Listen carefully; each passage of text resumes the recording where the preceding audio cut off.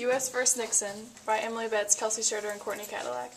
In 1972, 5 burglars were caught breaking into the Democratic National Committee headquarters. Investigators discovered that President Nixon and his aides were involved in this burglary. Nixon and his aides were trying to find information that would help Nixon get reelected.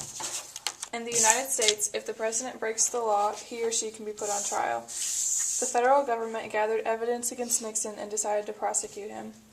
It turns out that Nixon had a tape recorder in the Oval Office that recorded the conversations he had with his aides. The prosecutor asked Nixon to hand over the tapes, but he said no. Nixon requested that the U.S. Supreme Court would hear his case, and his request was granted. The lawyers of Richard Nixon argued that these tapes were protected by the executive privilege and were confidential.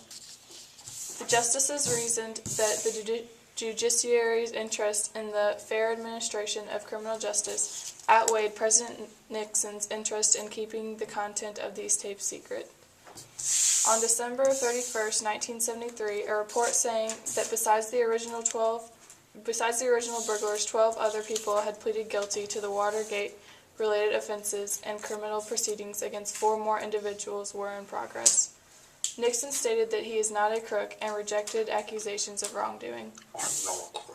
In April 1974, Nixon handed over 1,200 pages of transcripts that were conversations between him and his aides.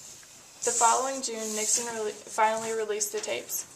Even his closest aides told him that he had to resign or face the almost certain prospect of impeachment. To impeach means to accuse a public official before an appropriate tribunal of misconduct in office.